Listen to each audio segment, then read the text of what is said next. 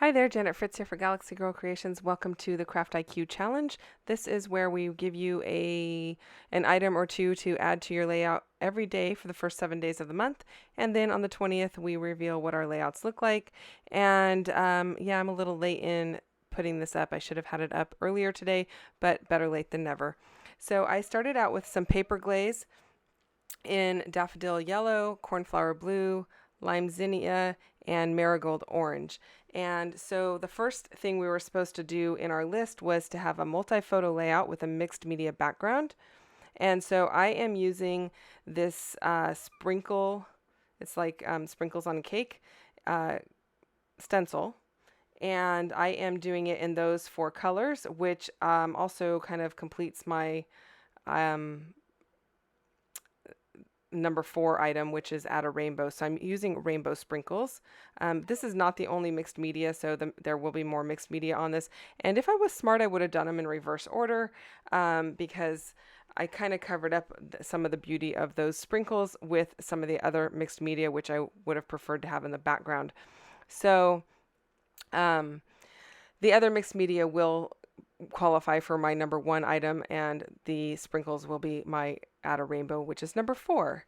And so there's the other mixed media. You don't get to see it on screen. I'm actually at a crop retreat, a 3-day retreat.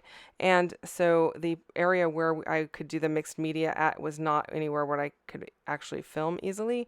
So I did that off camera, but I just ended up spraying on some oxide ink in, I want to say it's Shabby Shutters.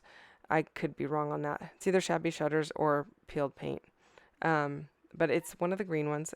And so I sprayed that on, and I did some sprinkles over the top of it with water and a little bit of white. And so I do like how it looks once it's all done, but I did actually take my baby wipe and rub it over the top of some of those sprinkles so the color would be back and they just wouldn't be a bunch of green sprinkles. It really tore up the baby wipe, and I tried not to remove too much of that green background, but what I did was I wrapped the baby wipe around my acrylic block and then kind of rubbed it over the top so it would be kind of like a flat surface. And now I am adding this plus sign stamp, and that is by Art by Marlene, I believe. And it is just a black, I'm just using black ink to put that on in the areas where I think I'm going to build up my clusters. So that was number 2, add stamping in the background. Number 3 is add wood veneer. So I pulled out some wood veneer words. Those are not going to stay. I'm going to swap it out to be some hearts. I didn't like the way the words looked with everything else. They were too big when I added the flare, so I just decided not to use those.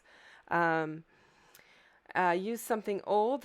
What is something old that I'm using on here? I can't even remember. Oh, you know what? I dig through my color bins and I pull out a bunch of ephemera that I'm using that is old. So like that L Studio date label there is a really old. It's been in my stash for quite some time. I am also going to pull out some old Spellbinders dies to cut some little book plate label things to add. So that's something old as well. And then it says add 2 or more phrase or word stickers. I will be doing that. And add a punch. Oh my goodness, did I add a punch? I can't even remember at this point. So hopefully I did add a punch. I don't honestly know. That's going to be interesting. We'll see. So I might have cheated. Anyway, I pulled out this flare. This flare is from Dottie About Flare. And if that's something that you're interested in, they have a Facebook group that Adam runs, and I will try to remember to put the link down below for that. But it is called Dottie About Flare, and if you just do a search on that on Facebook, you should probably find that. It's not too difficult to find. And so otherwise you can do a search on Adam Westwood, and he is the person who runs that. So thank you, Adam, for the awesome flare.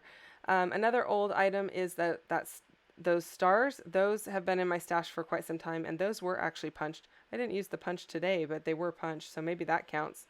But they were in there, been in there for quite some time as well, leftovers from another project.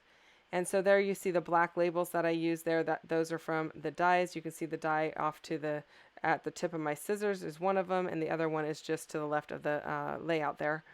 And I'm using my tweezers to hold that in place while it sets up, because that mixed media makes it so it doesn't want to hold real well. And I am going to add some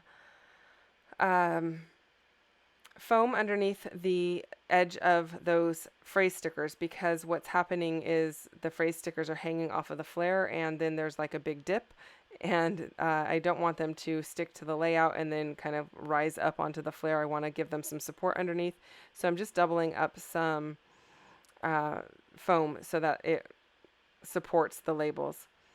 That Sunday little tab that's in there, that is from Elizabeth Craft Designs, and she has a whole set of those with all of the days of the week in there. And so I went ahead and put that in there because this was a Sunday. I took Noah out for ice cream.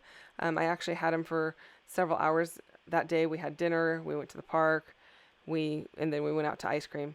So that is pretty much it. That sweet treat piece of acrylic is from Color Cast Designs, and so that is pretty much it. I am going to call it good, with the exception of that punch. Guess I didn't use a punch today, but maybe it'll count that I used the punch on the stars on a different day. I don't know. I'm kind of cheating. I'll see you guys soon. Bye.